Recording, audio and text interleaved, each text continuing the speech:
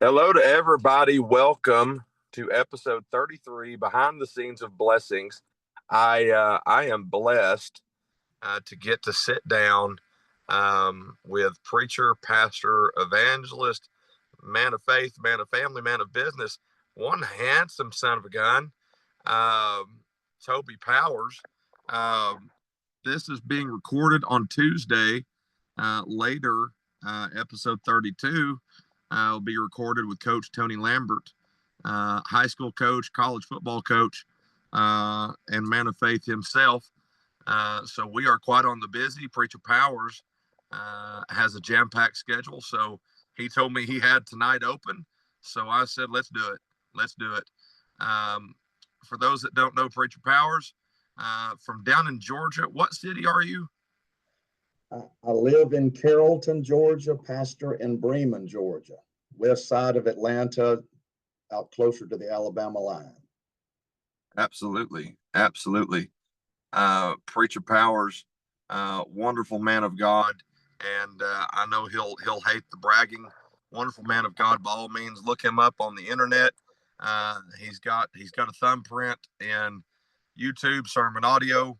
But I'm looking forward to hearing from the man behind the pulpit and his story. That's what this podcast is looking at: the story, the journey, the motivation of people that are making a positive impact. And there is no positive without God Almighty. There's only negative. So we have Preacher Powers. Um, Preacher, how are you, sir? Very blessed, very blessed. Now, if Glad I'm we were able looking, to get together with you tonight. oh yes, if I'm looking at your polo says you're a golf player. No, it just says that I like those shirts. Yes, sir. Absolutely. And believe it or not, folks, this is the first time that I've got to actually have a conversation with Preacher Powers as well. We've been Facebook friends for some time, but what does that mean exactly? But Preacher Powers, tell us something about your raising, my friend. I was brought up in the greatest family in the world. My granddaddy was my pastor, and my mom and dad supplied the music at the church where I grew up and still do. Matter of fact, he's been the minister of music there, I guess, since the late 70s, and teaches a Sunday school class. Just tremendous family. I've got two sisters. I always kid them. I have one that is my older sister, Yeah. and one younger. I'm the only boy sandwiched in between. We grew up farming and singing, and in a preaching family, and just having the greatest time of the world together, and still do. All still live here close by, and see one another fairly often. My dad and I still farm together, and been trying to work on some few things for him today, administrative things that he's not as excited about doing as what he sort of hands those tasks off to me if it involves the internet. So, but great family, great home life growing up, and got the privilege of knowing what it is to be an old time Christian, not from having to watch anybody else, but seeing it from my mom and dad in real life every day. I knew what it was to pray, not because the pastor taught us or the Sunday school teacher did, but I learned it from mom and dad. Still today, when I preach those Old Testament portions of scripture, especially, people ask me quite often, what book did you read? Who did you learn it from? How did you learn to tell the story quite that way? Make it maybe a point of emphasis on one thing or another. I don't preach those stories of the Old Testament the way that I learned them in a book or heard about it in Bible college. I tell them the way my mama told them to us when I was a little fella sitting on the floor and she was sitting in the gliding chair telling me about those Bible stories. My sister's favorites, she'd always ask us what we wanted to hear. My baby sister would want to talk about the day that God hung the hippie when Absalom was caught in the oak tree. My older sister loved the story of Samuel and the Lord calling on his heart. And as a little fellow with a big imagination, I would want to hear her tell me about the man with hands like a bear. I don't know if you remember who had hands like a bear, but the Bible said that he took a lion with his bare Yes. hands and tore it in two. Of course, in my little mind, as a little fellow sitting on the floor, I thought he had hair growing out of his hands and claws and, like a bear paw. And so she would tell me about Samson and how he killed the lion with his bare hands. I thought that was the most awesome thing in the world. And of course, I realize now that it had nothing to do with him having bare hands, but great days. Yes, sir. So you grow up, your dad is a farmer, I'm guessing. Well, And he's a part-time farmer. You find out, of course, we'll talk a little more probably about this. We don't do anything, just one thing in our family. We always have multiple irons in the fire. He actually built bridges for 40 some odd years all across the state of Georgia. And of course, we've been farming all of my life. My granddaddy and I farmed together when he was living, and we had poultry houses way back then, and now it's all cattle instead. And so that's our hobby, is work and church. yes, sir. Yes, sir. And what did your mom do? School teacher. Yes. School Uh, teacher. Taught all of my life growing up. Matter of fact, she spent most all of that time, and even after we graduated, all three of us teaching in a private Christian school, which, if you're familiar, that's your reward is not financial. They don't pay right. very well, but she invested in the lives of a lot of young people, a lot of them that are serving the Lord today. So, and obviously that strikes a chord with me. I've worked in the school system, um, 13 years, more on the behavioral mental health side. What grade was your mom? Well, she did a little bit of everything all the way through. She started off teaching like fourth grade and such. By the time that she finished up, she was doing high school math, especially some history teaching too. Particularly in a small private Christian school, you got to be able to just do just about anything, Right. because you never know what will be required. Right. That's true. That's true. Um, so you grow up in a Christian home, and that is a gigantic blessing in itself. And we can't cast the mantle and say, "Hey, everybody grew up in a Christian home," because not everybody had that blessing. No. Um, Speak to the importance of growing up in a Christian home, the importance, the bearing it had on you as a kid, and those values that you still hang on to today from your raising. It literally defines every area of my life. Always has, does to this day. If ideally, if I could do anything for my children, it would be to provide for them the kind of life. And I don't mean financially, all those other things. I'm talking about from a scriptural and spiritual and moral standpoint, to provide for them the kind of life that I had growing up. I've never had to wonder a day in my life whether or not somebody loved me. Never had to wonder whether or not that I had the prayers or approval of anybody. It was always from mom and dad. And, it's never had to look for what a good scriptural example was. Always was right there present in our household. And, when I need somebody to pray today, I don't, thankfully, I still have my parents. My grandparents are all gone now, but I still have my parents, and the persons I call, it's always the same. And it has been the same since I was a little fella. And there's nothing else in the world quite like that. Yeah, I agree with that 100%. And some people, in this day, are kind of, I'd say, bitter against Christian raising. Drugged to church, made to go to church, angry at mom and dad. I've heard all of it. I mean, Oh yeah, and some of them grew up right there beside me. Some of them had the same or very similar experiences as what I did. And many of them were shared experiences that we went through together. And they look back on it now, and I hear them complain out loud about it and tell of things. And I'm remembering those same events, and I'm rejoicing in those same events and thankful for them. And everything was not always perfect, nor do I expect it to be, but there was so much more good than bad. And so many more people have been kind and gracious and good to my family than what have ever given us a hard time.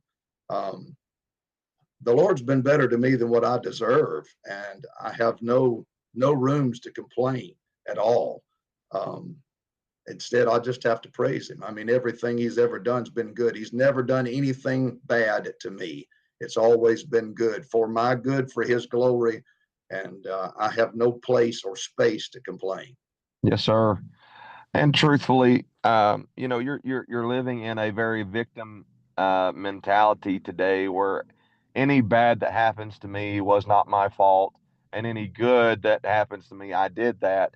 Right. But you look at Milon and Chilon in the book of Ruth. They stay in Moab. Mom and dad might have brought them there, but it was their choice to stay there. Right. So w- where we are today as adults, no matter what you think of your past, that's a person's choice.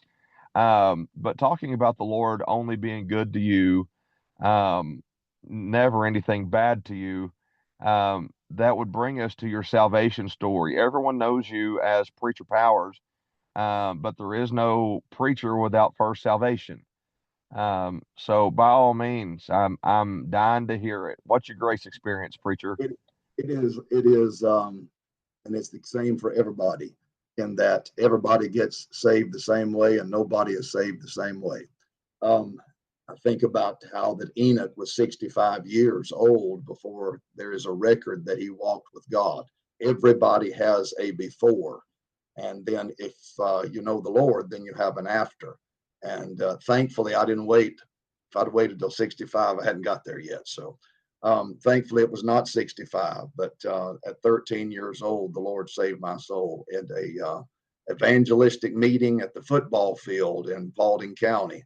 Probably 2,000 people there that night, and most of the time we were in small country churches and all over the place, and meetings and revivals and great services at the church where I attended. But that was where the Lord was dealing with my heart, and really had been troubling my heart for about 6 months. We lived close, and I've told this all over the place, but I'll tell it here. Um, People that have heard me do much preaching, they've heard me tell it and could probably tell it for me. But we live close to a little municipal airport here in Mount Zion, Georgia, which is out sort of in West Georgia area. And from where I live now and from where I grew up, you can look up into the sky on a cloudy night and see the spotlights shining up into the clouds from the ground, guiding in those small planes that are coming to land over at this little municipal airport. Well, as a kid, I'd look up in the sky, see the clouds like that. It looked like to me a spotlight coming out of the cloud onto the ground. And I tell my dad, I'm sure that's what it is. It's a spotlight. It's the clouds. The clouds are opening up. Jesus is coming back. And my dad would tell me it's that airport. It's the light. It's shining on the bottom side of the cloud, not the other way around. And I knew he wouldn't fib to me on purpose. But what if he was wrong? And I don't know what the nights that I sat there and everybody else in the bed and asleep and troubled in my heart and look out the window and look into that sky and see that cloud and the light shining up into it and wonder if the Lord would come before morning, and knowing the rest of my family was saved and that I was not. And my dad building bridges all over the state in the southeast. I knew he had to get up early every morning. Sometimes it would be 2 or 3 in the morning. He'd be leaving out, driving long distances and different things. I knew better than to wake him up in the middle of the night. We didn't do that. But I can't tell you how many times I slipped down the hallway and stood at the door to see if I could hear my daddy sleeping, because he sleeps out loud, and see if I could hear my daddy sleeping. And if I could hear him in there sleeping, it meant the Lord had not come back, because I knew my daddy was saved. And that'd give me some degree of comfort to know that it had not happened yet. Why in the world that I didn't, knowing what I knew, why in the world that I didn't just bow down and ask the Lord to save my soul, I never will be able to understand.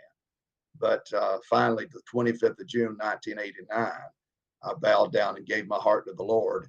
And he saved my soul drastically. And no matter how many times I've had to pray since then about a dozen different things and maybe more, I've never had to ask him to save my soul again. Yes, sir. I loved, and when you got booked to preach the PAL meeting, at Living Words meeting, Preacher Jason, him and another fella was up in meeting for me in Frankfort, Indiana, and he asked me, he said, have you ever heard of Toby Powers? And I said, well, he's a Facebook friend, again, whatever that means. And I said, but I've never heard him.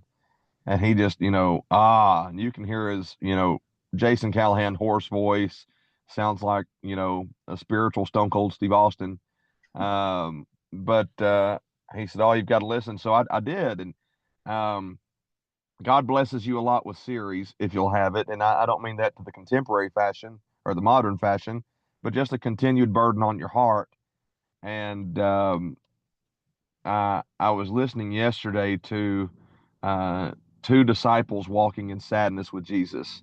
Oh, yes. And one of the lines you said was, if you feel any inkling of the Spirit of God dealing with you, you'd be a fool not to run to him and get saved. Absolutely. Absolutely. I think sometimes, and I do believe and preach on the scripture teaches of the drawing power of the Holy Spirit. But I think sometimes the way we describe that, trying to help people who do not know the Lord to understand the wooing of the Spirit in our lives, I think sometimes that we leave the impression that there's going to be some irrefutable magnet that's almost going to coerce us into a relationship with the Lord. And that's not the way it is at all. Uh, Elijah's in the cave, and the Lord's already spoken to him up under the juniper tree, but now he gave him a cake of food to eat and a canteen of water and told him to rise and to go because the journey is too great for him. But now he's in the cave and he's looking for the Lord, and the earthquake happens and the fire comes and the thunder claps, and he does not sense God in any of those things. But then there is in his soul a still small voice. Many times that's how simple that it is. The Lord simply wooing us in our hearts, described in Hosea chapter 10 maybe as the drawing you with the cords of a man and bands of love. His tenderness that he works in. The working of the Lord in the case that you're talking about from Luke 24, those two Yes. disciples on the road to Emmaus, he's not even showing them who he is at the time that he's talking to them, but he's showing them his kindness. What are these things that you're talking about? Why are you so sad? What is it with your countenance? He's interested in all of those things. And what he's doing, of course, is showing them his compassion and drawing them near, allowing them to get close to him, to not to be so open in his working with them that it scares them off and spooks them away, but rather they get in closely to him, and he deals gently with them, and they invite him to stay for supper. And then when he sits down at supper, he does not even at that, he doesn't shake their world. He simply breaks the bread and tells them about the Old Testament and how it conveys the lessons of himself.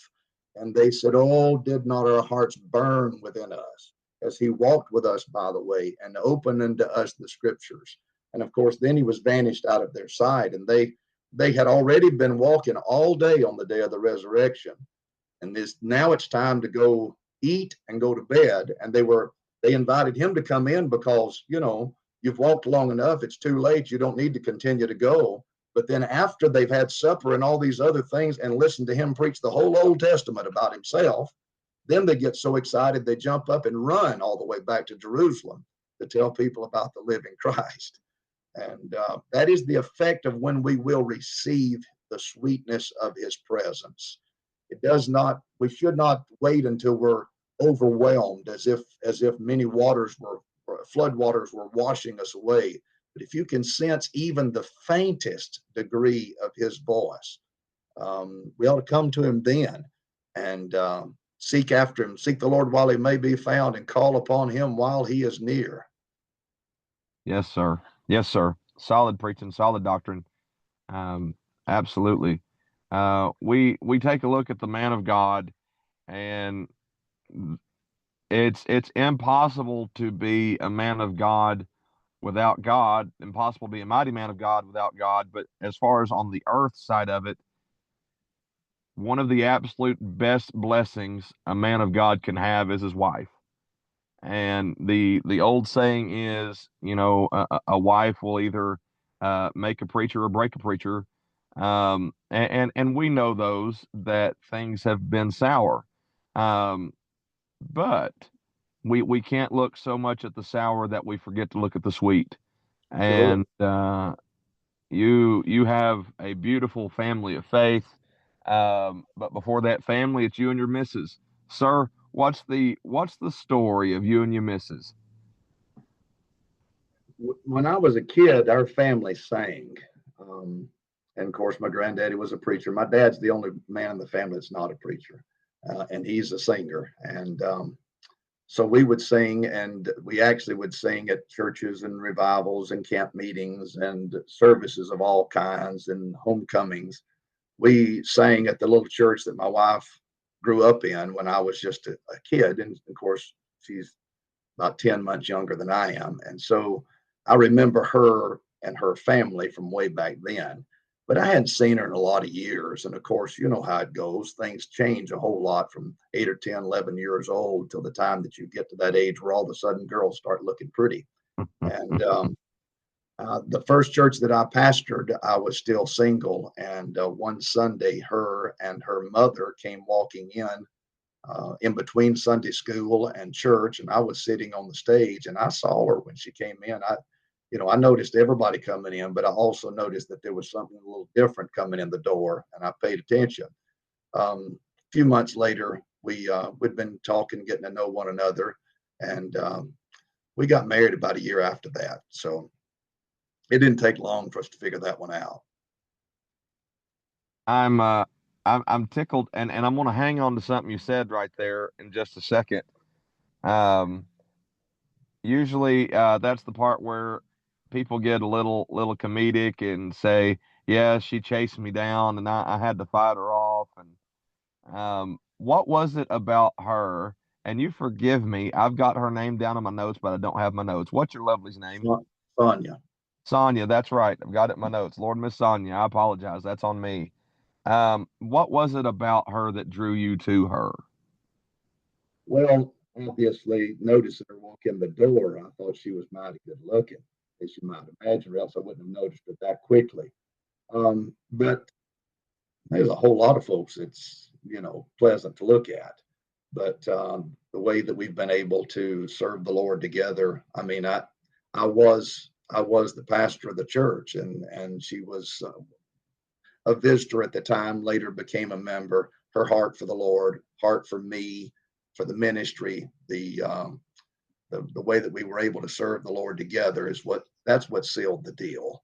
And it's a blessing. You're talking about getting comedic. I tell her quite often, if I hadn't shown up when I did, she'd still be riding around the back seat of her mom and daddy's car with that old give up look on her face. I'm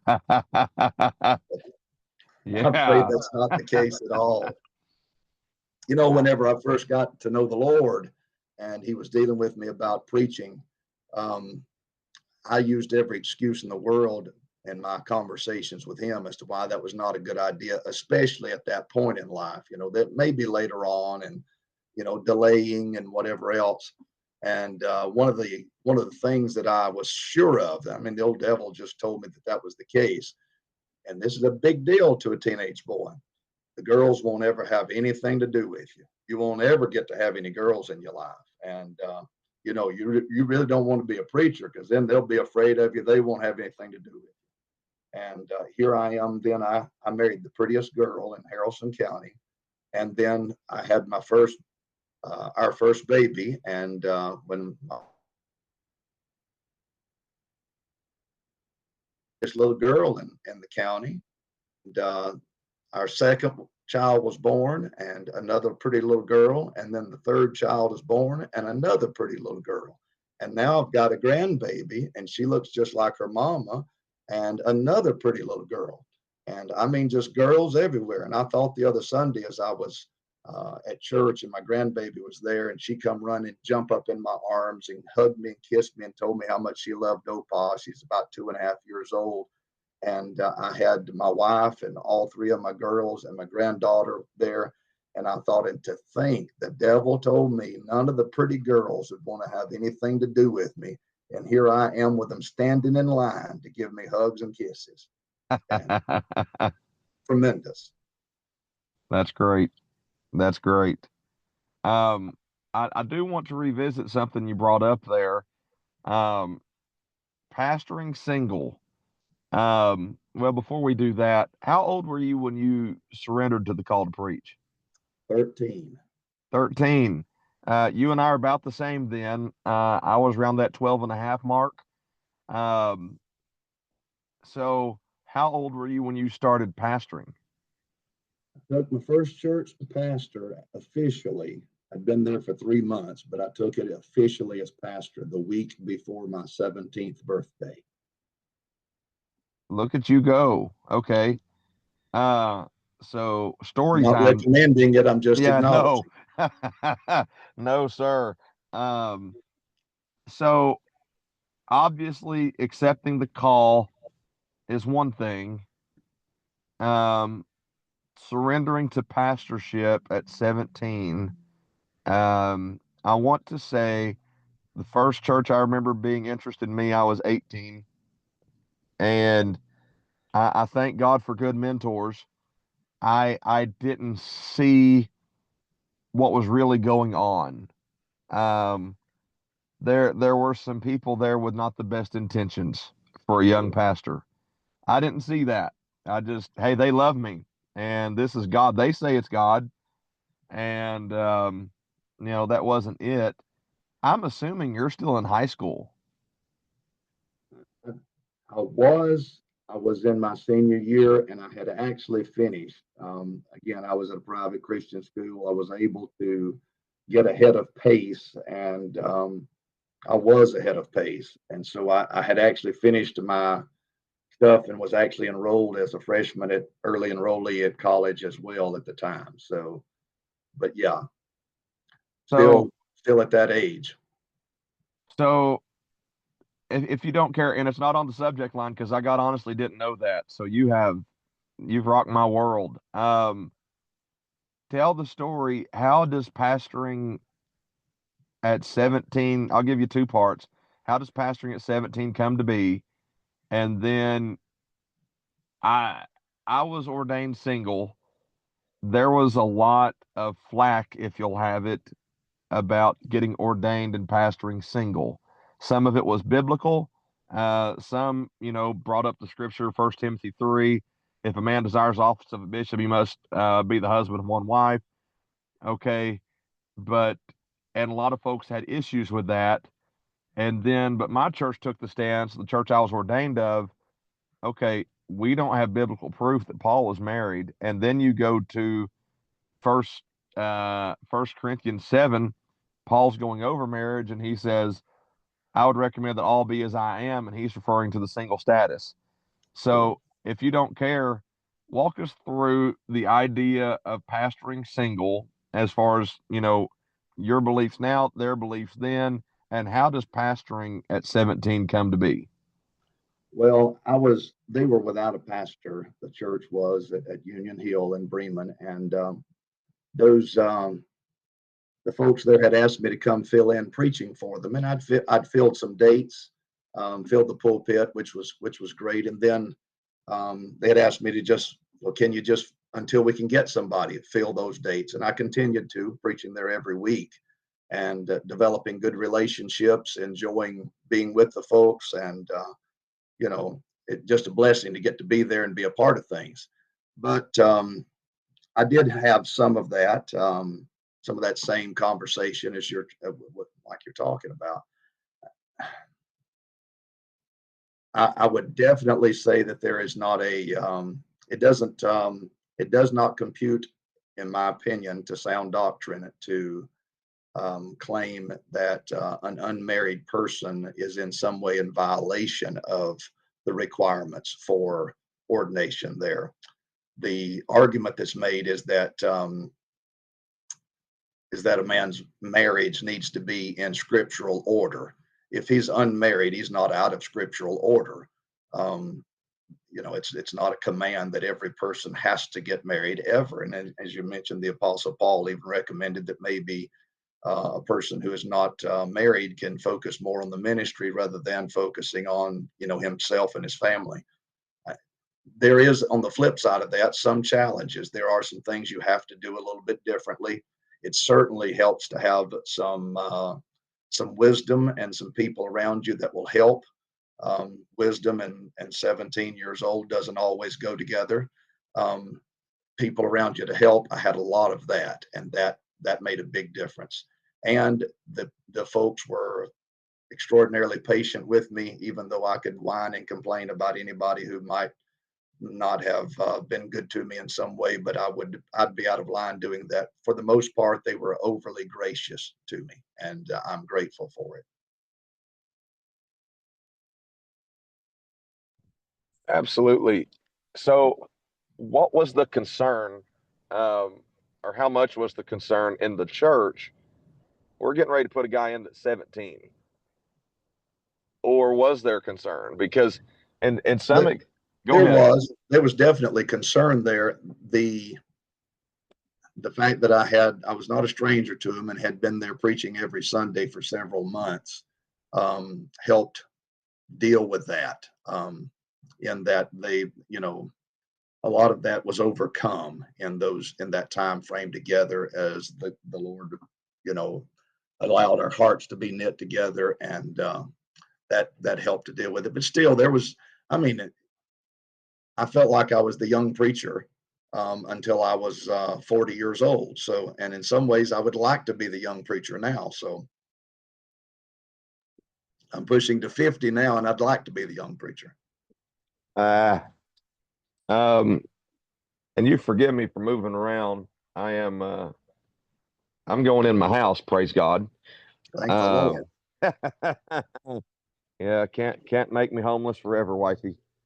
Home is the greatest place. Lots and lots and lots of miles traveled over the years, and every time I come home, come down that little dirt road and see the sycamore tree with the small calves, feeder calves in that lot sitting up under it waiting for me, that changes my blood pressure and outlook on life. Yes, sir. Yes, sir. 100%. Revivals and things of that nature come and go, and I obviously hated leaving home, hate leaving my wife, things of that nature. And you understand this more than I do.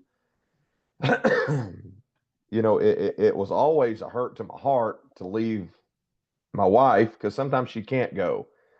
Um, but we did our best to stay connected when I was gone, all that stuff. But man, life, we had our two miscarriages, and God out of nowhere just blessed us with this little girl. And man, I'm telling you, it's a whole other type of tug at your heart. It's just, I was in a tent meeting last week in Louisville, and after church Saturday night, I'm supposed to come home. Some of them asked if I wanted to go out and eat. And I said, no. Not on the last night. I'm on home. I said, Frankfort, Indiana's calling my name. I got to go. Appreciate it though. Had a good time. And used to, the closer I got to home, the more tired I got. Now, the closer I get to home, I'm pretty well alert and ready to go. But anyway, so you start pastoring at 17. You and Miss Sonia get together. And this, I promise, this will be the last thing I ask about the pastoring single thing, because I don't get to come across people a lot that have that same story. Sure. So there is no warm up in the bullpen. Like, it's not a situation you're dating someone while he's battling a calling, and then you get married, and then he submits to the calling, and you get to embrace that together. She becomes a pastor's wife immediately. Yes.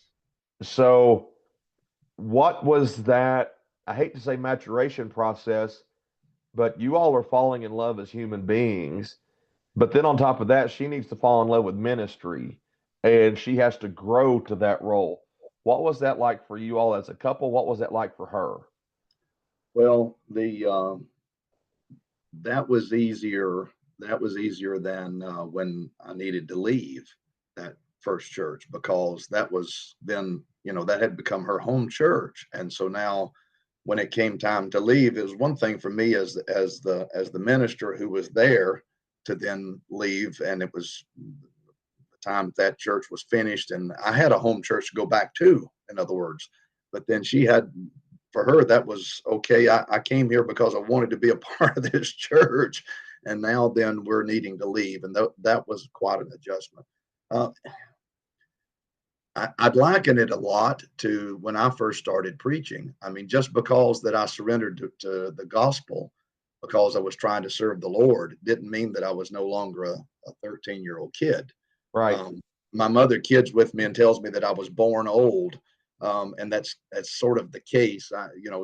She comes in there when I'm about 2 or 3 years old and want to tuck me in at night. And instead of her giving me a kiss, I stick my hand out and said, I'm not a baby anymore, and I'm big enough. We'll just shake hands. And my mom, she never let on. She just she went ahead and she said, "That's right." Says you be mama's little man.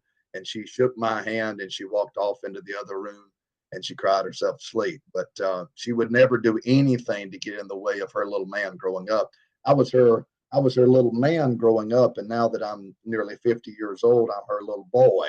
I told her the other night that I keep getting younger to hear her tell it, and by the time she gets to be on up in years, sure enough, I'll be a baby by then.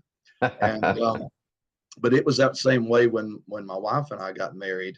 Just because that she and I had married and we were young didn't mean that she was suddenly went from being a young lady to being a seasoned pastor's wife either. Um, the great thing was that we were able to grow together. And if you have the will to get in there and do it and just put your nose to the grindstone and enjoy those things together, um, it's just like growing in anything else. You can either enjoy it or endure it, and we enjoyed most of the steps along the way. Growing pains, but most of the steps along the way we've enjoyed. So you look at um,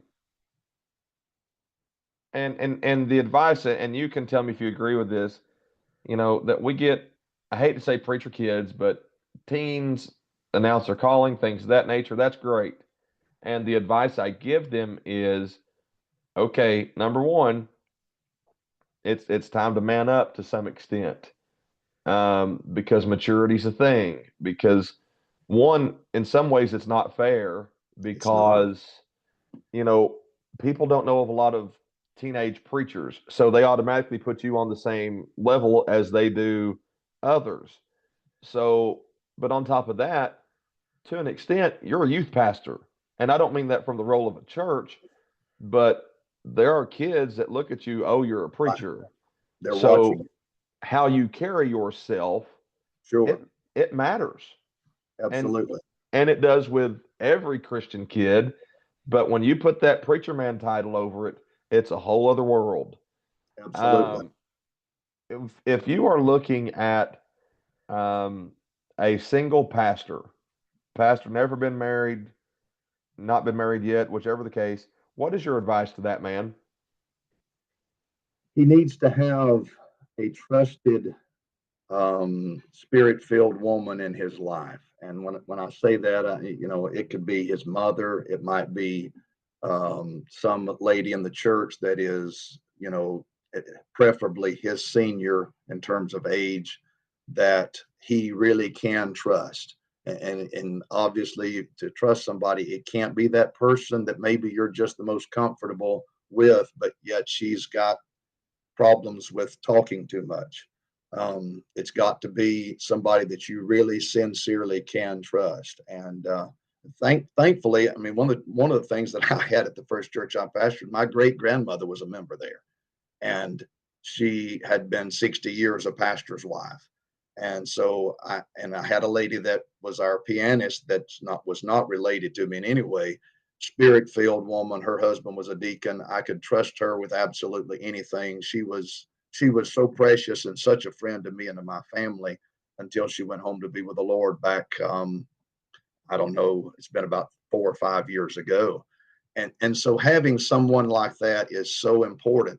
That way that some of the things that normally a pastor's wife might be involved in, whether it's a conversation that might not be the easiest to have with another lady, you've got someone that can help you with those things, someone that's trusted both by that young preacher as well as by the people in the church. They have credibility. They also will help insulate you from anything being said that maybe is not true, or putting you in a position that is, detrimental to the ministry, or maybe even in a position that's unfair, where you're expected to give advice that you might be qualified scripturally to give, but you don't have the credibility with that person because of life experience to give. And so when you're able to have that trusted senior lady that will say what normally you would like to be able to say, and you can nod your head and say, yes, what she's telling you is the truth and scriptural. Now, again, there's that connection that, you're not standing on your own by yourself. Standing on your own by yourself with the word of God is enough, but for some people, it's not enough. And so it's very helpful. That's one of the most important things for a single minister, no matter what age, is to have that woman who is trusted. Some ways I would think it would be even more difficult if you were an older single Yeah. minister. I hope I never have to deal with that. I'm thankful for my wife, but um, as a younger man, it was pretty easy in terms of those two women in the church were such a help with some of the things that maybe I would lean more on my spouse for now. And while you're there, speak to the church that has a young family as pastor, and speak to the church that may have a single pastor. What advice would you give them? Does that make sense? Yeah. It's the same advice you'd give to every parent, same advice you'd give to every school teacher. You're going to need patience. Um, it's I was very mature for a 13-year-old when I started preaching, and I started out of the gate. People were gracious. They gave me opportunities. I was preaching every week. Um, Began preaching revival meetings before I was a year into the ministry. It was 2 or 3 weeks a month. The doors were opened for me. But even though the doors were open, some some sermons were much better than others. Some weeks of revival I was much more pleased with than others, and that's probably the kindest way to say it. Sometimes things, I know there were times that I jumped out and gave it my very best shot, but fell flat on my face and probably embarrassed the pastor that I was preaching for. Um, Swing hard in case you hit it, to use a baseball analogy, and I gave it my very best, but just because you give it your very best doesn't mean that you won't fall flat. And the fact that people continued to be patient with me, they didn't just say, well, he's young and obviously he missed the boat on this one, so we'll just throw him out. But they prayed for me. They continued to give me opportunities. Elder preachers were so kind and gracious and helpful. Um, you know, it's easy to get impatient with young Christians or young people without them being in a place of leadership like that. It's even harder to be patient with them when they are. But if we are spiritual, if you're in a place where you can say, oh, that person ought to be doing better than this, if you're that much farther advanced than what they are, then you, which are spiritual, restore such an one, the spirit of meekness. I mean, it's the same sort of thing as when you see somebody that's struggling with anything else. Our responsibility is not to take that person who is sincerely trying and beat them down further, but rather to try to pick them up and to try to be an encouragement. I think about John Mark, and how that I probably would have been more like the Apostle Paul. I'm not as patient as what I'd like to be. But Barnabas, that wasn't even his name. His name was Joseph, and Barnabas is his title. It means to be an encourager. And he's the guy that comes along when John Mark is not serious enough and he's not applied himself well in the ministry and he's left Paul hanging a time or two. And he comes along and pulls him up under his wing and says, listen, we're gonna keep working on character development because there's something here that's available for you to do for the Lord, and I'm not giving up on you. And those people are so very vital. And sometimes it's the person that's quiet. It's the person that they're not necessarily a church leader. They're not a deacon or another minister. It's that widow woman in the church that makes biscuit and gravy. And my great grandma called it walking around coffee. Coffee strong enough to get up and walk around by itself. She'd come by the door and put that cane in my chest right there. And she'd say, come on down at the house. She lived about 1,000 feet from the church. She'd say, come on down at the house. I got biscuit and gravy, walking around coffee, and we'll talk about. And those were great afternoons. I needed them. Yeah. You stabbed me in the heart a little bit talking about biscuits and gravy. We don't really have that in Indiana a whole lot. And I was raised in Tennessee, so biscuits and gravy is pretty popular. So, yeah, I officially don't like you now. So that's good. That's good. Anybody who tells you biscuit and gravy is not a meal, you don't need those kind of people in your life. That's called unequally yoked, sir. That's right. You've done an excellent job so far, and I appreciate your openness. You're doing great. And thank you for taking time to explain everything and being as well worded and putting your heart in what you're saying thus far. Let's switch dials just a little bit. College is approaching, and I'm so fascinated with ministry. You ask Preacher Callahan, anybody that knows me, I study it. It's there. One of the reasons I did this, just because from a ministry standpoint, people don't know. There's an illusion in people's minds. Preachers walk around in their suits and ties, and there's no struggle. There's no sense of humor. There's no XYZ. Okay, not the case. It's just not. And you know, here in a couple weeks, I've got a panel of ladies that are all pastors' wives, and we're going to take a look at the heart and the life of being a pastor's wife. Just so much of that behind the scenes, and Lord God, and I don't know if you'll agree or not. I feel like in the age we're living now, there's so much more access to preachers and their families as human beings. There was nothing like this when I was starting, and praise the Lord. and honestly, and I don't mean this as any disrespect to anybody, a lot of people in the church wouldn't let you in on them. And there were, and I appreciate it. My Uncle Ben, awesome pastor, and he'd give his heart to you.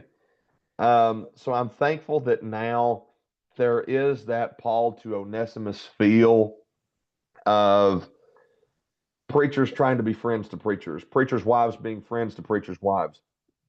But let's look at the human Toby Powers. College is coming, and are you much in the sports realm? High school, going into college? Well, I mean, I played ball and such, but the most important thing in my life changed when I was 13 years old and surrendered to the ministry. Right. And I started preaching enough that everything else had to take a back seat to it. And so all those other things just didn't matter so much anymore. I mean, I lived, breathed, ate, slept, being the man of God. And, you know, I mean, I had an old dog that would go with me down back behind my parents' house is a hill that goes up past their house and then goes down to the hill. There's a creek passes down through there in the woods, and that dog and I would go back there, and I'd spend a lot of times praying, and the dog down there by the creek bank with me. seeking for God to do something real in my life and to use me. And I asked him for it and prayed for it, wanted it more than I wanted to breathe, more than I wanted to live another day. I needed God on my life and the anointing on my life. I wanted to be used. And so the anything else beyond that has always, since I was a teenage boy, had to take second place, no matter what else it was, no matter any other ambitions that I had. And I've got plenty of them. I'm probably enough to scare most people. But the desire and the need for the anointing of God on my life. And then there have been times, certainly, that he has done what I've asked him to do, and he has used me. He has employed me. He has put me to work and kept me busy. And then I would come home from meetings, sometimes alone, sometimes in the dark, sometimes lonely and a little bit aggravated and worn out. And then complain and tell the Lord, you're not doing me right. You're wearing me out and I'm tired and these sort of things. And I don't know how many times I could nearly sense him looking down from heaven and just speaking to my heart and saying, you asked me for this. And I answered your prayer and gave you what you asked for. And now you can't complain because I'm doing what you prayed day and day and day and day out for me to do. So when I was already early enrollment in at West Georgia College, which now is the State University of West Georgia, at 16. And so I had already gotten a couple of years of college out of the way before I ever even hit 18. But it took altogether, it took me 11 years to finish that 4-year degree because there was a lot of other things that I did in the meantime, preaching meetings, and we started a church, and I had other work that I was doing, and I got my insurance license and multiple professional designations and different licenses. At the time had my securities license and was selling annuities and mutual funds. And so there were so many things, but I was determined not to skip out on finishing that 4-year degree, and did finish it and some other studies along the way too. But it definitely is not the route that I would necessarily map out for anyone, nor would I recommend. And matter of fact, to do it, you probably have to almost enjoy being tortured and pushed. At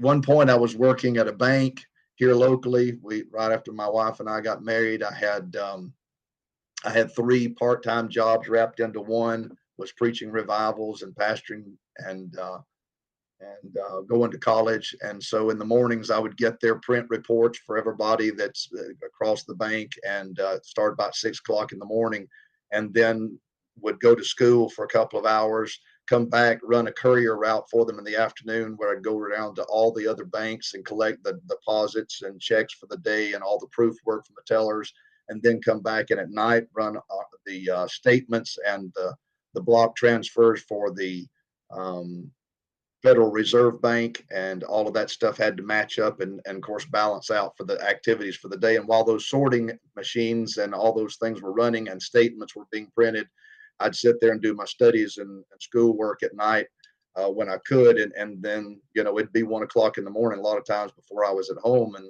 back at 6 o'clock doing it again. You have to either really be determined to get something done that way, or you'll never make it happen. And it helps to, if you're going to do that, it helps to be somebody like I am that doesn't sleep well, because if you don't sleep well, you got to do something with that time. And so again, I wouldn't recommend it to anybody. It was what I needed, and the Lord set things up for me the way that I needed to live. He knows that if he didn't keep me busy, I probably would have gotten in trouble. And like I say, I don't rest well. And so getting me enough stuff to do where I didn't have time to rest anyway was probably just what I needed. Yeah. Yeah. So you get a degree in business management, right? Yes, sir. Liberty University. I finished up there, started out at the State University of West Georgia. And when distance learning became a thing, that sure was my friend, because then I could study at night, middle of the night, weekends, all that kind of stuff that was a lot easier to do and work into a schedule than the traditional student route was. But even at that, I had to do a lot of it, one or two things at a time, two classes at a time, a little bit at a time. But certainly that helped a lot. So you said it took 11 years. Um, are we talking associates, bachelors, masters? What are you doing? 11 years to finish that bachelor's degree, which in business management. Right. But of course, during that time frame, I got my property and casualty insurance license, my life and health license, my Series 6 and 63 securities appointments, and so there was a lot of other continuing education going on in there, and but that's part of what delayed some of that process. That last year or so of it, I had delayed on, and I decided finally I'm going to go at it wide open, and I finished it up pretty much running a full-time student schedule in addition to pastoring and preaching and working, and that was tough.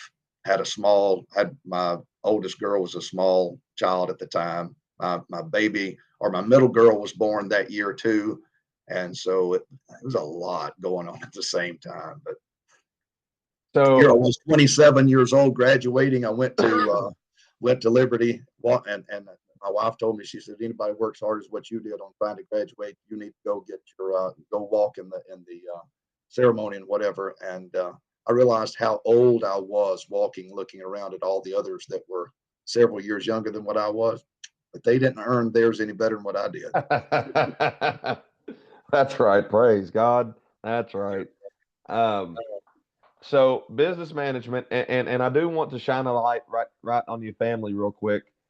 Um, your wife is an absolute superhero, and I don't know the lady, but you are getting all these licenses, you're getting the degree, working all this. Okay, she's right around, she's hands-on a lot where you are having to take care of a lot, right? Sure. And then you look at her now as far as ministry is concerned. Um, and I want to do two parts of this because the second part we'll get to later. But this part right now, you are in your mid 20s, early mid 20s. You're getting the licenses, you're getting the degree. How are you also being a father and husband at the same time? Probably not very well. Um, my my oldest girl especially, she was daddy's girl from the minute she was born. She was daddy's girl, and she still is. She's 26, 26 this year. She's still daddy's girl, and that was easy for me because, and I say that, I mean, there were times, there always is, but Right. that was relatable. But when the second one came along, um, my oldest daughter told me, she said, now this is the way this is going to work. She's like 4. She said, this is the way it's going to work. Says this new baby's coming, and I will be your girl, and this new baby can be mama's girl. She was decided how that things would go. That second child really, that changed a lot. Matter of fact, my wife always went to everything, every single solitary service. I preached a revival meeting she didn't attend on one night or two nights. It was every single night. All 3 of us went. When it was just she and I, the two of us went. She never missed anything. Matter of fact, she missed 1 night rather of revival at the church where I pastor now, the first revival we ever had, because she got in a car wreck on the way there. And that was the only church service she had ever missed until our second child was born. And I'm talking about 30 weeks a year of revival meetings in addition to pastoring, and she just went everywhere. And when that second child came, a lot of those things changed. Then now we got a preschooler or my oldest girl was getting started in K4 or whatever they called it back then, and then we've got a baby, and there was a world of different things going on, and so it definitely changed the schedule, that's for sure. no, I can't take any credit for anything that was good. I can take all the blame for anything that was bad. But my wife is not one of those that's going to enjoy getting on the stage. She doesn't like for people to see her. She sings in the choir and she's a good singer, but she doesn't like to sing solos. She doesn't want to teach, a ladies group. She'll teach the children, does in Sunday school, children, but she's just not the one that wants everybody to be looking to her and seeing her and whatever. I could not do what I do that everyone does see if she did not do all the things she does that nobody sees. Right. And that's the area where she serves and does it for the most part for the past 35 years without complaint. And nobody, we'll get to the judgment seat and she'll finish out yonder ahead of me. Nobody knows. Yeah, absolutely. Yes, sir. Thank you for that heart. Truth Baptist happens. So before we go there, you are a little over 50% through your subject line. Are you okay? Yeah. So how long did you stay at your first church? Just under 3 years. And we were 18 months in between churches, and I say between churches. We went back and joined at the church where I grew up, where my family attend and so forth, and that they were welcoming, glad to have us back. This kind of thing. I say have us back. Sonia was new to them, but to have me back, and they treated her just like she had been there her whole life, and I appreciate that, and so supportive. But during that 18 months, we were not there but 3 or 4 times. And I just preached somewhere every week, and not only on Sundays, but Wednesdays and through the week and whatever else. 18 months later, we were getting getting things together to get started with Truth. And that would have been 96. And December of 96, we had our first church service, a little storefront building, 14-foot wide. It had been a tanning salon prior to that time, and we went in and started tearing out the booths that had been there for the tanning and setting things up. And that little storefront had me and my wife, another preacher, Brother Eddie Denson, and his wife. So the 4 of us starting from scratch. We had no members, we had no money, and just had a desire to try to win people, particularly those that had not been churched, for those that maybe had not felt comfortable. I started to say welcome. They probably were very welcome a lot of places. They just didn't think they were. Right. And we got a little school bus and literally picking up people on the side of the road, including folks who were quite often not sober, bringing them on to church, trying to show them the love of Christ, going to every trailer park that we had in our area, government housing projects, trying to show somebody the love of the Lord. And some of them would come to a little storefront like that maybe would not come to an established church. That made things quite interesting sometimes. Oh, yeah. But we saw a lot of people come to know the Lord, and it sure was a blessing to see that. And it was a miracle, the way the Lord provided the needs monetarily, the people. It's just amazing. It'd be impossible to tell the stories. And I've been pastoring there since 96. So this year will be 29 years. And of course, no longer in the storefront. Back in those days, we're in the Piggly Wiggly Shopping Center. There was a dance studio on one side of me and a karate studio on the other side. And on Wednesday night, they'd be dancing on one side, fighting on the other, and I was preaching in between. It was interesting times. That sounds like a Baptist church if I've ever heard it. That's good stuff. It is. So what is the inspiration, motivation to start a church? Because Georgia is not across the waters.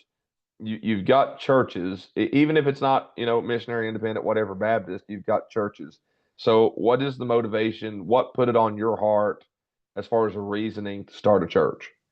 Both me and Brother Eddie as well felt like that.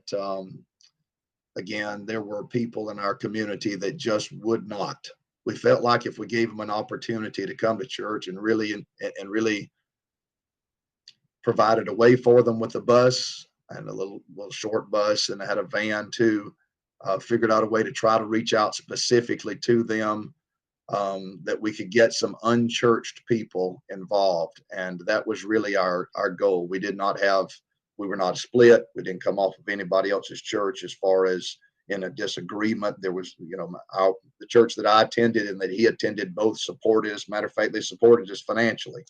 But it was more about trying to win unchurched people in a way that maybe an established church would have a harder time doing. Right. And probably I have a harder time probably doing it now than what I did then. I mean, it seemed like I could get people in the blue metal folding chairs, a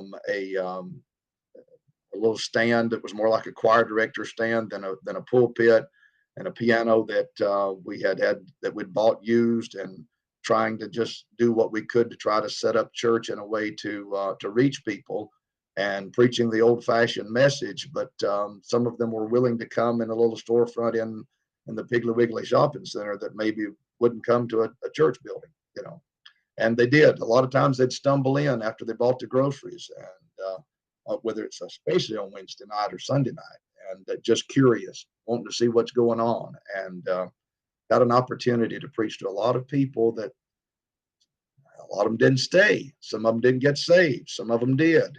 But certainly we're able to expose the gospel, sow the seed of the gospel to some people that we would not have otherwise expected. Right. I need to catch this at some point. But you 18 months. So you stayed at your first church almost 3 years. So we might as well say 19 or 20. 18 months later would have put you somewhere around 22. So you're obviously still a young man by all accounts. Some would say a pup. Who are some mentors you have? Like when you look at your time of what you consider when you were a young minister, and honestly, I plan on riding that train as long. I'll ride that train till I'm dead. To be honest, I absolutely am a young minister. Yep. Thank you for that. But who are some people? And I'm sure there's too many to name. But when you look at people that were vital to you as a minister, vital to you and your wife, who are people you think of? I had the greatest support group of any preacher that's ever lived. And I mean, that's just not, and that's not because that there is one person, but because there were so many. And as a young preacher and boy, men like Charles Dixon and Freddie Waldrop, who were pastors out in North Alabama, tremendous help to my family. And Brother Dixon and I got to work together later on in a camp meeting that I still moderate now. He's gone home to be with the Lord, I guess maybe a year or so ago. It's been 2 years. Next month will be 2 years. And tremendous family, tremendous preacher, just one of the greatest ever. Pastored the same church for about 60 years out in Coleman, Alabama at Mount Olive Wow. Church. And just salt of the earth kind of people. Take all the time in the world for you. I got to tell, brief sidebar, I'll come back. I go out when Sonia and I are looking at, and Brother Eddie and his wife are looking at starting a Truth. I knew that I wanted to talk to Brother Dixon about it.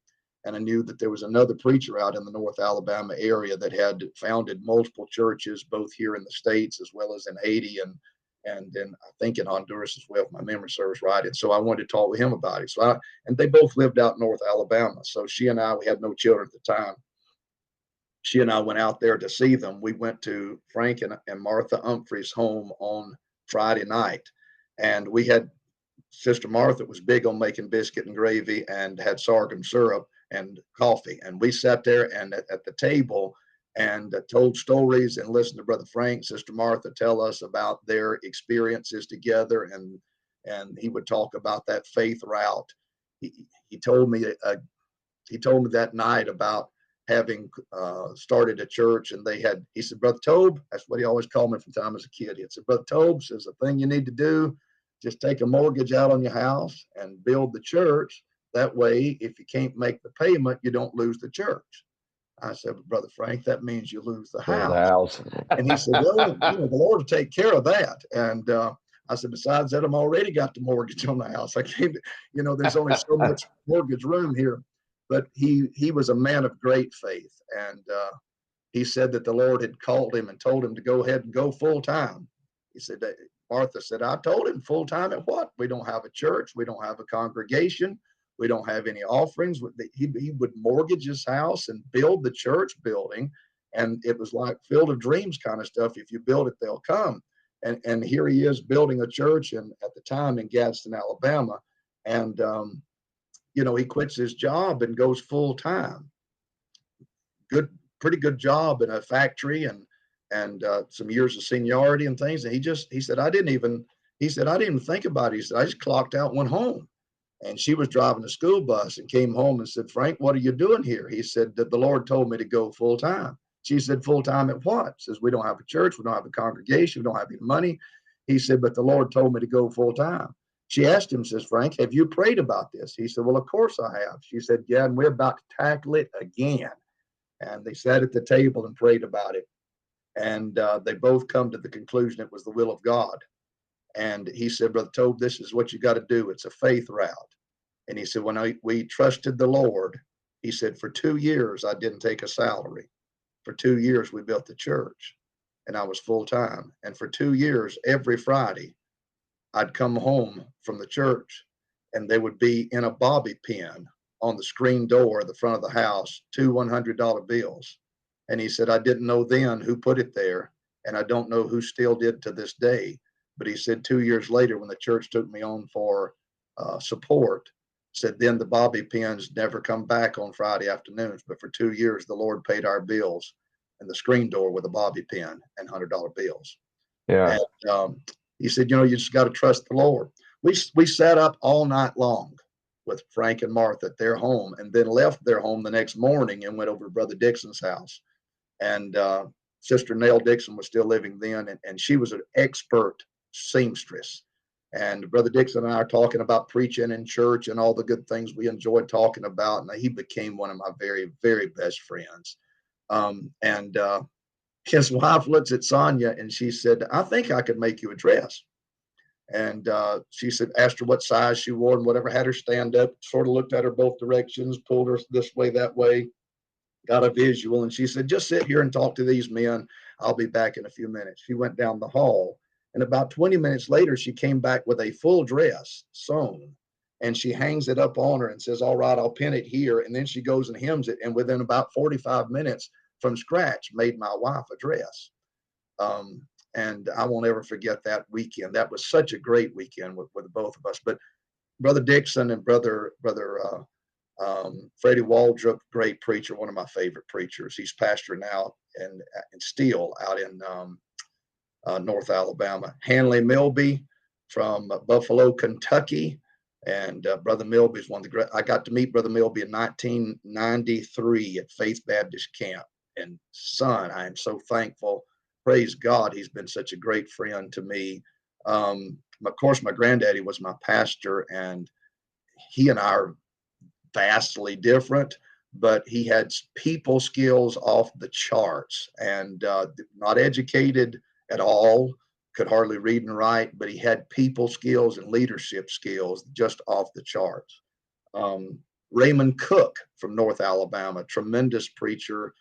More than anything, his preaching was an influence on me. In our area, it was Mays Jackson, and with the truck drivers special, Ed Ballou, preacher here in North Georgia, which of course he was the founder of Rock of Ages prison ministry. Stennett Ballou, which came to be a tremendous friend of mine that he and I talked just about every night back over the later years. And Sammy Allen, which folks all over the country know Sammy Allen. I had the privilege the last 12 or 14 years that Brother Sammy was living to preach for him 3 times a year, every year. And what a tremendous, great man of God, and him and his family, great examples. If I miss the mark, and I know I do, but to the degree that I miss the mark, it will not be because the Lord did not put people in my life to give me the right influence. Right. he honored me with some of the greatest preachers that's walked on the face of planet Earth in the last 100 years have sat at my table and eaten food in my house and have had me come to share in their pulpits and spend time in their homes and travel together. And I mean, I just can't thank him enough. And about 35 years ago, well, 33 or so years ago, my great uncle said, you got to meet this fella named Terry Pace. I said, I don't know him. He said, yeah, but you need to know him. You need to, he said, he is anointed. He's God's man. He said, he's not a guy that's big on talking. He's not an extrovert. He's really an introvert. You'll love him. You got to meet him. I drove to a meeting in Dallas to try to hear him preach. I remember what he preached on that night, the book of Esther. Preached about an hour and 30 minutes, wide open, and on the book of Esther. And for such a time as this, my soul, what a message.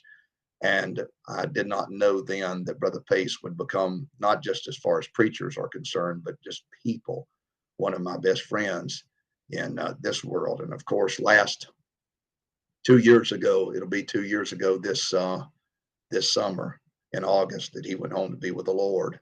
And for 25 or 26 years, he preached for us every year at Truth. And I suppose he's probably preached more sermons in the pulpit there than anybody besides me as the pastor over the past years. What a tremendous preacher, great help to me, great friend. So I don't know if I do any of them any service by calling their names, but brother, they have done me a great service by being my friend. Absolutely. And that's some of the reason, preacher, that I wanted to do this. I mean, I studied and prayed for 2 years to put the podcast together because didn't just want to wing something that's dumb. But throughout the podcast, people are going to put spotlight on people that have meant a lot to them. And it's one thing to say something in a private conversation, giving someone appreciation, flowers, praise, whatever, but to say it on a platform like this, and to have the opportunity, those men that Preacher Powers just mentioned, if you're able to get this video to them, folks, by all means, get it to them. It'll encourage and help them, help their families, because some have passed. It'll help them. It will. And we've tried to put it in shoe leather. I mean, yeah, 2000, I guess is maybe 2003, 4. Internet was in existence, but it was not ubiquitous like it is now. Brother Ed Ballou told me, he said that for your generation, he said the internet will be what radio has been to my generation and television has been to others. He said, that's how you're going to reach people. That's how you're going to communicate to them. I had a radio broadcast here, been on the radio since I was 14, not on the radio anymore here locally. That station's not even in existence. But he said, you need to get on the internet. I told him, I said, Brother Blue, if I do, will you let me share some of your preaching? He said, I'll get you all of it that you want. If you'll get on the internet, set up the site, and he encouraged me on that. And we did get set up, and we've shared over the years. We have now, I don't know, I think it's advertised online that we have over 300 hours of gospel Bible preaching on the site. But now our footprint probably has tripled since then. So there may be considerably more than that. That is on that Trumpet of Truth online.org page. And a whole lot of that is sermons that were preached right there at our church. But now some of them is things that Brother Ed Ballou, Stennett Ballou, Sammy Allen, Charles Dixon shared with me over the years, and some other men like that, Mace Jackson and his family. And but some of the great preachers from days past are on there, and I certainly would encourage people to listen in. It'd be a blessing. Can you echo the website again? Trumpetoftruthonline.org. Yes, sir. Or you just Google my name, and I'm afraid the internet tells lots of things, and so you can Google my name and it'll pop up, Toby Powers. So absolutely. So obviously, looking at the great men you've been surrounded by, and the great mentors you've been surrounded by, it was important that they had the right attitude and the right perspective. And in my brain and in my soul, that helps make or break a man of God as well. Sure. So looking into you at Truth Baptist, you had mentioned from the time basically you started preaching, you had appointments, you had revivals, meetings, etc.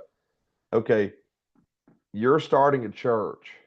So did you slow down, put on pause the meetings so you could get the legs under the church, or what did that look like then? There were times when the Lord slowed me down. And Right. when I say that, um, even in the slow years, 15 or 20 weeks a year or more of revivals in addition to pastoring, but there were some years that there were definitely not 30 or 35, 40 weeks. That it would have been more than what I could handle, but I let the Lord decide that. I did not consciously decide to slow some things down. And even even after the church has been started and all the way through, our church has been quite evangelistic, whether it has been sending out pastors to pastor in other places. The Lord has called people to preach out of our church that the Lord has used mightily. We have supported missions, been involved in missions, been involved with ministries, um, deeply involved in the prison work, and volunteers from our church, myself included, sometimes monthly, sometimes even at points during the years weekly, with both work in local jails as well as prisons across the Southeast, and still are. I've not been preaching in prison now since 2020. Since COVID, I've not been back in. I was every month, and my monthly services were discontinued during that time frame. I've never struck them back up, and have really more than I can keep up with. But we have a full-time prison evangelist out of our church, as well as men that are volunteer in prisons in Florida, Alabama, Georgia, Tennessee, North Carolina, that are just lay members that go in with character lessons, go in with prison evangelists preaching revival, support them, teach Sunday school. They'll have twice a day service. This morning will be a Sunday school lesson that these men will take care of for the evangelist, and then it's preaching the night service. We've just tried to be deeply involved in all sorts of different evangelistic efforts. And so that's been consistent from the beginning. And it thankfully, hasn't just been me, but our whole church has been deeply involved in those things. Thankful for it. So looking at, 1996, soon to be 30 years of pastorship at Truth, That's amazing. they have grown. And by the way, congratulations to that. That's a feat. And that's not a feat without God. God's been good to you. Um, God, I have no doubt, obviously has blessed your ministry to grow as far as the ministry of Truth Baptist there. Shows how easy I am to get along with, or how hard I am to get rid of. One of the two, maybe a little of both. Yeah. But, people have thoughts and ideas of what a pastor should and shouldn't be. Whether that's biblical or not, they have thoughts. Sure. Your revival schedule, and I want to dive deep into your ministry heart. Um, your ministry schedule stays the same. And like you said, there are some years that are slower than others, but I would say it's easy to say somewhere in the 20 to 37, 35 week range revivals. Um, 2 to 3 weeks a month in addition to the church. so, okay, how does your congregation view that? How to word this? There are some churches that, okay, if a pastor was gone that much, they'd struggle, and not struggle so much spiritually or by number. And I know to some extent would, but okay, if he wants to Some be an folks would get evangelist, mad about it. Some people wouldn't like it. As a matter of fact, I've heard him say things like, well, what are we paying him for if he's going to be gone here, there? I'm not worried about getting paid one way or the other anyway. That's not what the whole thing's about. But it is a great credit.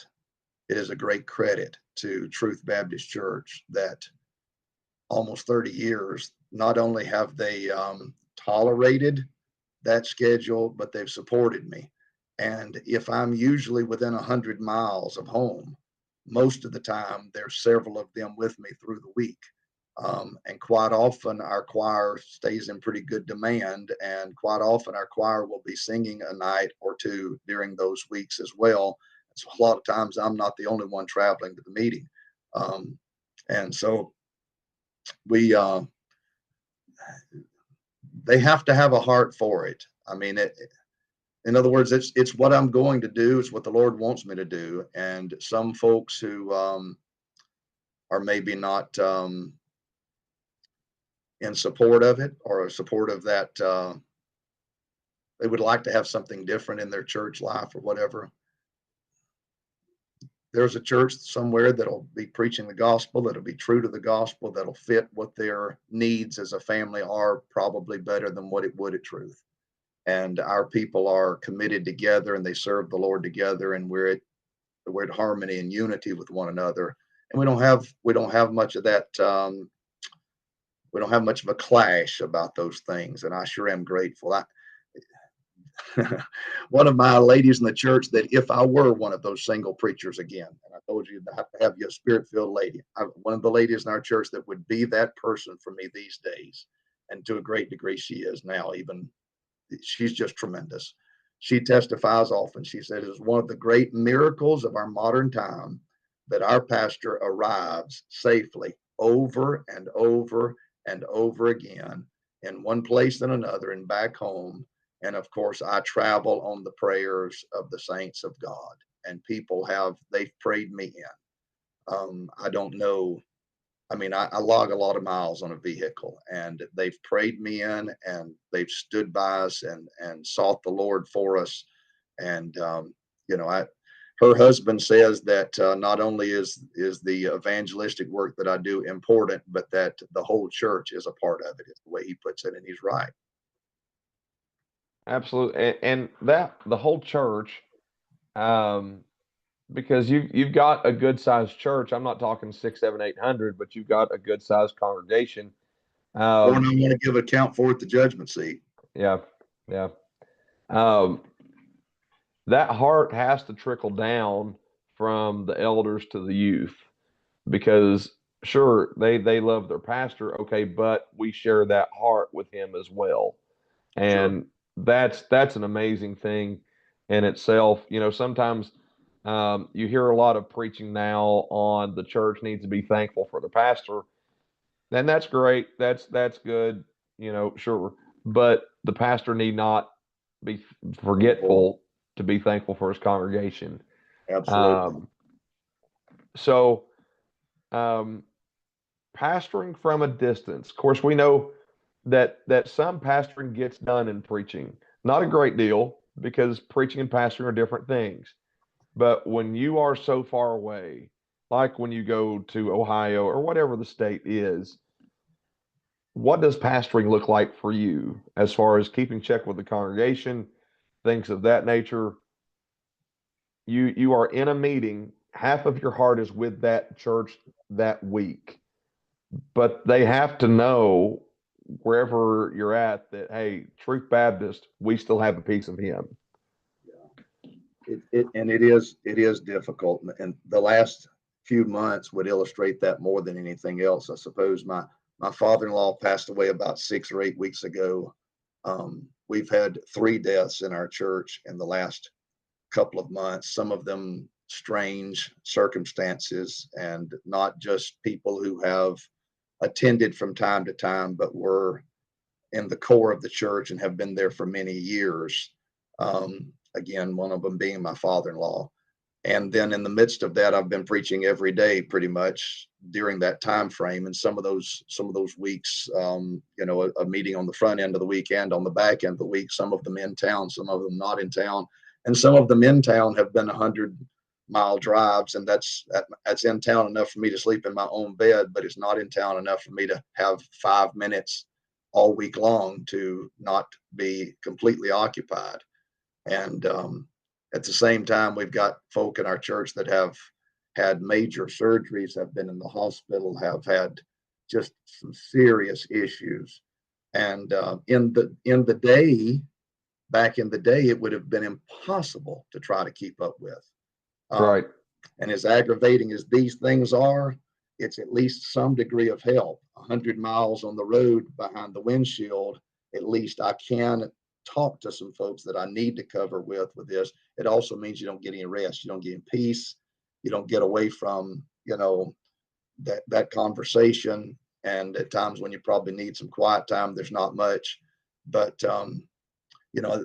that helps a lot. And honestly, the patience of God's people. I mean, I had people that in the last few months have had major surgeries, illnesses, extended illnesses that I wanted to get to, and even made the attempts to get to see them while they were in the hospital for a couple of weeks. And then with one of them particularly, I was preaching one week out of town, communicating with them about every day, but preaching out of town. The next week came down with a flu, knew better than to go visiting at the hospital, especially in the shape they were in with the flu. And of course, then just the weeks afterwards, they were in and out of rehab, and I was in and out of revivals, and tried to stay in touch with them. And here I am trying to reach out to them, to pray for them, and instead they're asking me about the meetings and what are you preaching on, and have you seen people saved, and we wanted you to know, preacher, that we've been praying for you. And they're lifting me up. Here I am trying to pastor them, and instead they're encouraging me and keeping me on track. And remarkable people. Right. Absolutely. 100%. Looking at, the busy minister, that is same schedule as you or slightly lighter, whatever the case may be, or even if it's work related. There are some pastors that struggle being at the church as much as they would like due to work. What would your advice be to that pastor? What would your advice be to that church? Just to give you a thought or two, give you a second to get a thought. What I have done, and unfortunately, this is my fourth church, and I am much wiser now. And I'm not saying I'm wise this, I have not apprehended, but Sure. But you hope you've learned something. Yes. And I'm much better in communication with deacons. I'm much better in communication with the preachers at the church, as far as dates that are coming, things of that nature. Um, I'm, and I tell preachers to do that, but also remember, it's kind of like a marriage. Don't be gone all the time. If you can make home a priority as far as your home church, obviously your family, do that. And so what would your advice be to that preacher? What would your advice be to that church? I think one of the things we have to realize, especially for bivocational pastors, is that there are a few people that really understands what it takes to be a bivocational pastor. The men who have maybe always been graduated high school, surrendered to the call to preach, went to Bible college, left Bible college and became someone's associate pastor somewhere, worked for a while doing that, and then they became full-time in the ministry. And so their ministry experience has either been serving under another pastor or has been as a full-time pastor. Quite often have never experienced the pressures that a bivocational pastor and his family have.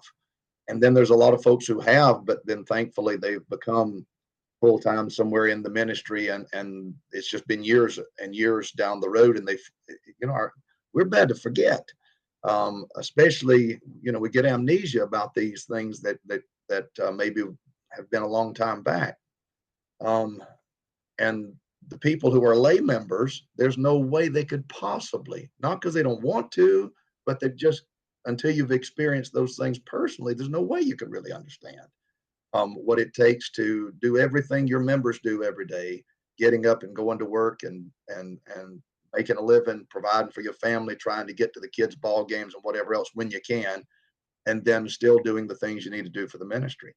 And so for the church, and maybe for all of us, a bit of grace when your expectations go unmet, whatever those expectations are.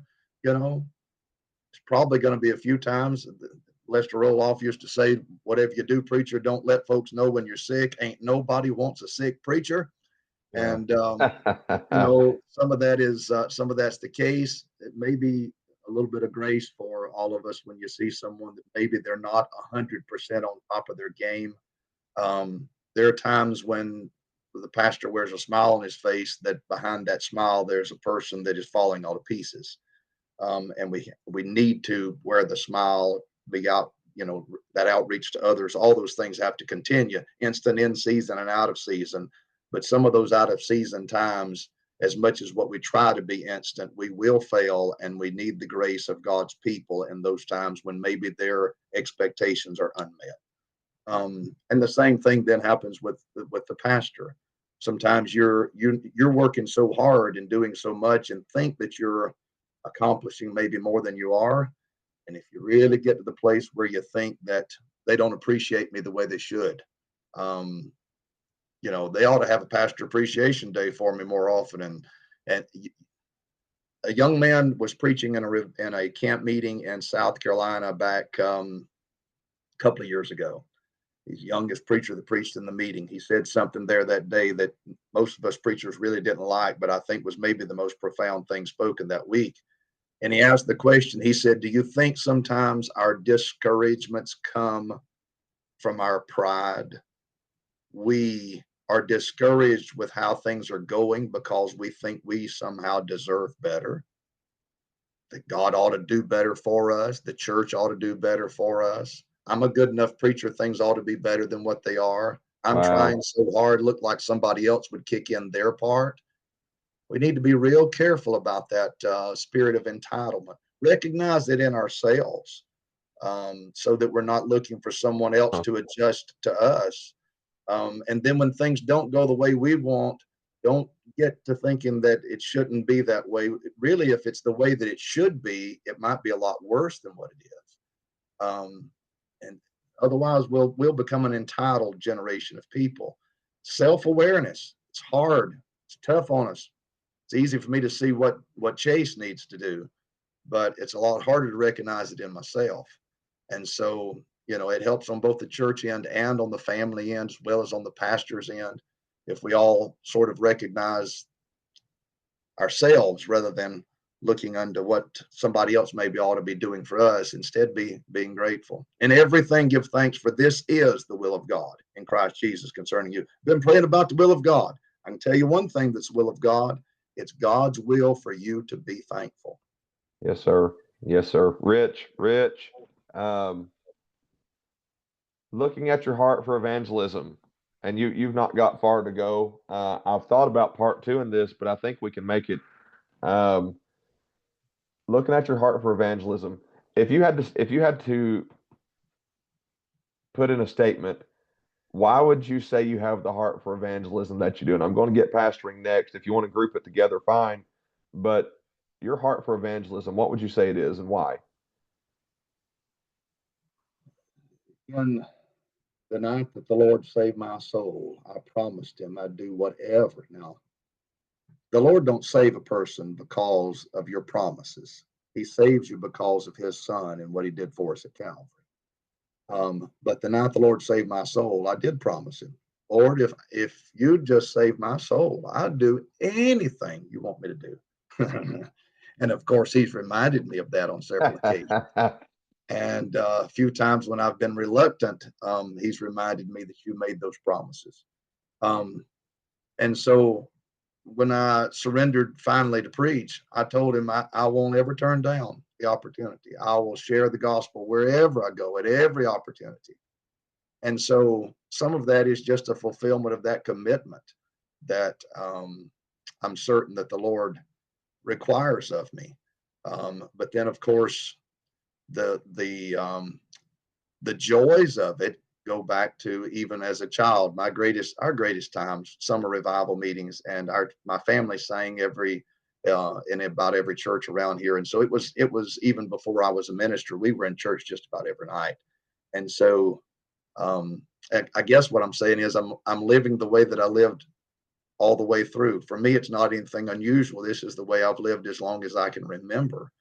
And I remember when 2020 came along and all the meetings were closed down and nobody was having camp meetings, and my schedule went from being full to being totally shut down, and completely empty, and churches were rescheduling and reshuffling and whatever. I nearly lost my mind. I mean, that drove me crazy. Um, I am, I told my wife, I am not a televangelist. I have learned how to do these video things, but I'm not even a video guy. When I was a kid growing up, we had one little Zenith black and white television with 4 channels on it, and we didn't watch that very much. It was, Andy Griffith. I still remember the schedule. Andy Griffith came on at 6 o'clock actually 6:05, because they were on Turner time with TBS. Yep. But Andy Griffith, and at 3:00, 3:05 in the afternoon, they had Looney Tune cartoons, and the Braves played on just about every night on television, and they had wrestling on Saturday night. Me and my papa enjoyed that. And but we just didn't watch much television. And I'm not a screen guy now. I'm an audible learner. I had a record player, tons of 33 and a third long play albums. Had books with albums, and you hear the little thing, and you hear the sound of the chime, ring, it'll be time to turn the page, and that's where I learned to read. And we sang, and so we had music of all the great gospel singers at our home, and listened to them out late in the bed at night, and on that record player, or the 8 tracks, and when cassette tapes came out, especially when they came out with the machine where it would flip the tape for you at the end and turn around and play back again.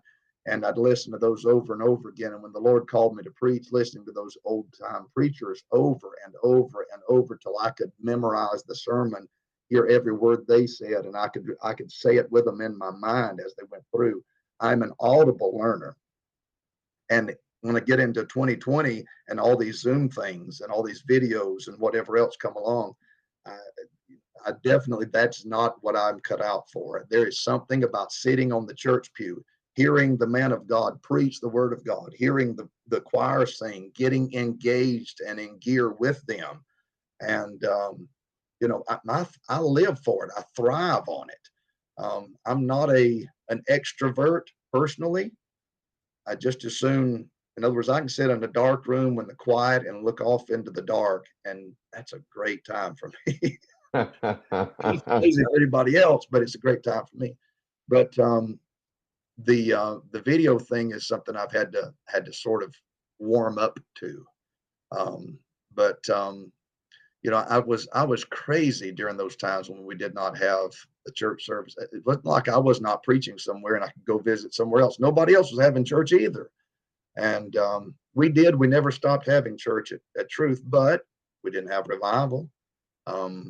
Having, groups of people coming in and out and visitors, and it was hard to get even your own church folks to come. And of course, I was not pushing for people that maybe were sickly or whatever. Nobody knew what to think. Those were difficult days. I don't know that I would know what to do with my life if I did not have those things. I thrive on it. I enjoy it. It's not just, and I think that's part of the key to surviving and keeping that kind of schedule. If you don't like it, if you're a minister, now every day is not going to be glory, but if you're a preacher and you don't like it, something's wrong. Yeah. I don't like every part of it every day. Right. There are burdens, but if the scripture said, if a man desire the office of a bishop, he desireth a good work. Good work. Yep. And it's not just that you desire to be a preacher. I want to be a preacher. But if you are a minister called by God and you don't desire it, something's wrong. Yeah. If you don't have that hunger for it, that holy hunger, not just an ambition, that the guy that works at the factory has an ambition to make supervisor or make more money. Talking about a holy hunger that is birthed of the Spirit of God down in your soul. If you don't have that, something's wrong with your ministry position. There's something wrong with your relationship with God. There should be that desire that motivates you. Paul said that the love of Christ constrained him. Jeremiah said, I tried to quit preaching and I was weary and could not forbear because there was a fire shut up in my bones. Elijah sits under a juniper tree and begs to die, but the Lord comes and gives him a cake of bread that's so strong he walked 40 days in the wilderness on the strength of that bread. Jesus is in the wilderness and tested and tempted of Satan, and the temptation is not just a temptation to sin, but the temptation then to turn the stones into bread. That is, the very things that he came to suffer that he might identify with us. He was being tempted to skip the hard parts, turn these stones into bread and make it a little easier. He was tempted to skip the hard parts, but he said, "It is written, thou shalt not tempt the Lord thy God." There's a fire, there's a passion in him. I can't fathom how anybody gets through the Christian life, let alone the life of the minister, without having that passion in their lives. That want to. If you don't want to do it, if you don't desire the office of a bishop, you'll never survive. I don't know how you survive it. It is not a life of entitlement, nor is it intended to be. That's right. That's good preaching. That's good. That's great. Anyway, sorry, man. I enjoy it. I just do. Enjoy getting around men of God. Enjoy preaching. Anyway,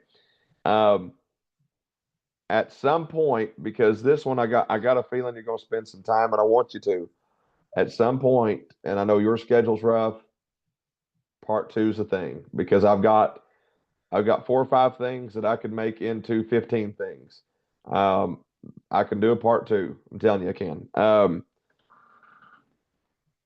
You talked about when your second child come around that the schedule changed and how to execute things changed. Okay, so the Living Word meeting you were at with Callahan, I believe you said your middle daughter was blessed to go with you, and that's rich. You know, on the meetings where your family can't go, where your wife can't go, obviously their heart's with you. Especially your wife, because your kids are getting older. I understand that. What do you do to replenish? Because and this one might be a little bit personal for me, because there's times my wife can't go. She just can't. So there's the maybe guilt is the word I'm looking for. I want to be there, and Sure. what's the church going to think? And do people think negative of me? Okay, you're the reinforcer. You are the voice that covers all those voices. So when you come home to your family, whether it's your wife alone or the kids, what are you doing to reinforce that positive validation, if you will? Couple of things. One is that for the most part, it is really rare, even with as many meetings as what I do, is really rare for me to go by myself. Sometimes that's required. Sometimes there's just not anybody that can go. But it's really rare for me to go by myself. I have a man in the church that's retired that travels with me a good bit, Randy Eason. Came by the office today. Matter of fact, preacher, I want to know your schedule. Want to make sure I've got my stuff set. I'll go with you and help you wherever you're preaching. And he does. He's a blessing. People know him everywhere.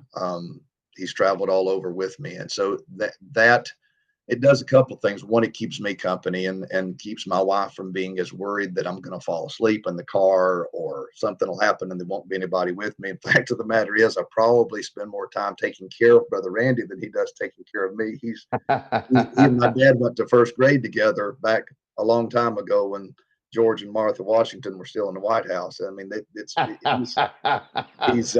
he's a few years my senior, and I pick at him a lot. He's my buddy, close friend, and he doesn't keep me awake at night. He goes to sleep, and I drive. I'm a nervous passenger, so I do all the driving. But him just being there with me causes her to worry less if I have to be gone like that. And sometimes it's not him. Sometimes it is one of my kids. And you talked about Caitlin. She told me probably 20 times while we were gone on that trip to Ohio. She said, "Dad, I appreciate you letting me go with you this time. It sure was a blessing that I got to go with you this time." And they're not waiting to see who has to go with Dad this time, but sometimes they're competing on who gets to go, and that's a blessing. you know, there's a young man at the church, Tate, about 14 years old. He goes with me a fair amount. Sold out to the Lord, loves God, is a good traveling partner, prays for me.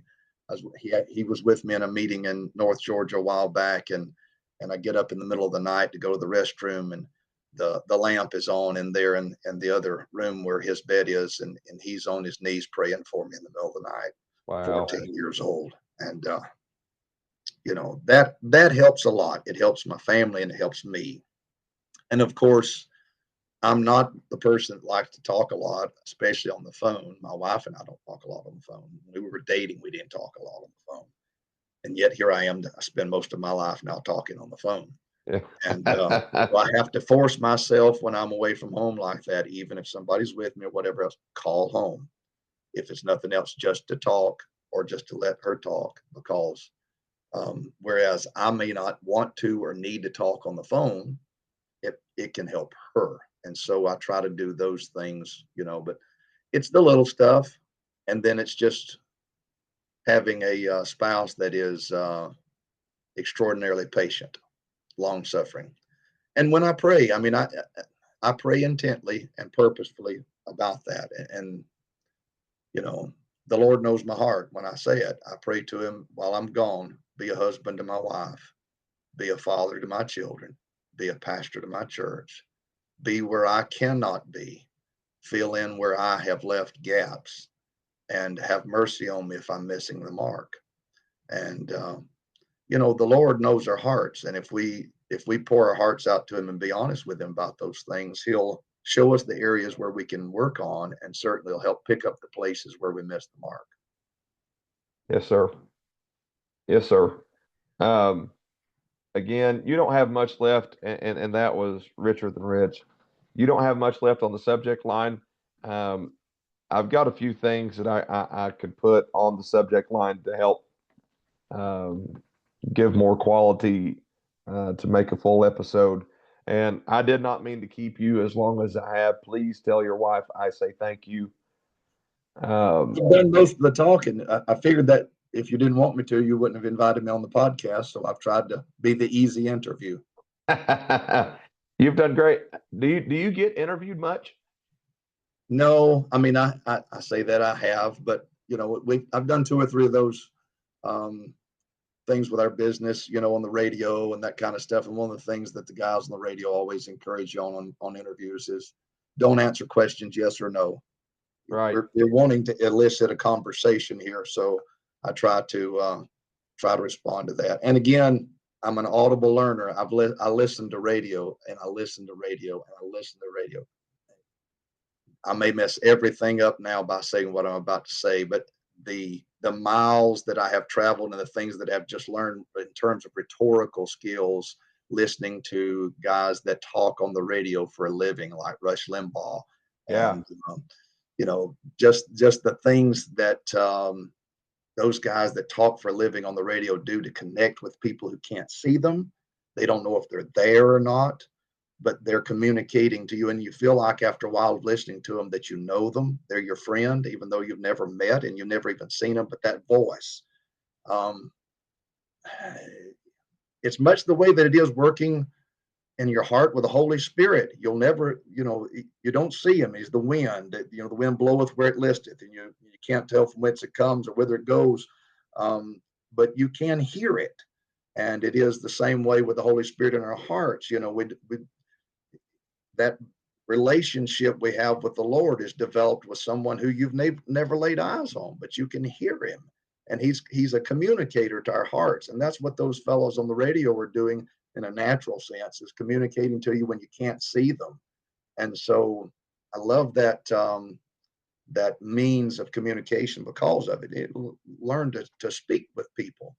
And we don't have much of that now. Everything's a visual medium, Right. But that's why the podcasting world, I think, is doing well these days, is to try to fill some of that void that's left by it. Absolutely. You've done great, and you do great with keeping your thoughts together. As far as your points of what you're wanting to cover, God's blessed you with that as well. Preacher Toby, again, thank you so much for taking time out of your schedule. I'll look at the dates you sent me, and we'll do part 2 soon. How about this? We got on the list that you had sent me, there's one question I wanted to answer that we had. I just wanted to. What are you enjoying most Yes. in life right now? End And with that. here is the word: Ella Brooks Ray, grandbaby. I am an opa. Well, And so glory. that's what of course, I'm enjoying the same as I always have. I'm enjoying my cows. That's my hobby. And I enjoy that. And the calves, and people that follow me on Facebook always brag on and enjoy the cattle photos. That's where I get my blood pressure lowered, is listening to the cows bellow at each other. And that's fun. But where I'm having a good time, what I'm enjoying most, is the grandbaby. It is awesome. She's beautiful, and she's smart, and she's humble, and she's just like her opa. Well, praise God. Absolutely. That's a Us good grandparents has got this. We got to work a grandbaby thing into every conversation. I don't know how many years starting preaching as a young man I spent listening to grandparents talk about their grandkids. And now here I am 35 years into this thing and got my own grandkid, and they're going to get to see my pictures of my grandbaby and hear my stories now. Couldn't be happier for you, man. Again, I appreciate it. I'm looking forward to part 2. By all means, if there was one prayer I prayed, and it wasn't so much when I first started 12, 13, you don't know what you're really aiming at to some extent, but getting older, Lord, help me be a friend to preachers. And I mean it, man. If you ever need a friend, ever need somebody random, somebody you just met, give me a holler. I'm in your corner. This has been rich. This has been rich to me, and it'll be rich to others. I promise. God has used you in ministry and in life to help many. This will be another way God will use to help. Preacher Toby, thank you so much, sir. I love you, and thank you for tuning in. Thank you for the opportunity. Absolutely. Folks, thank you for tuning in to episode 33, Behind the Scenes of Blessings. From this time till next time, God bless you.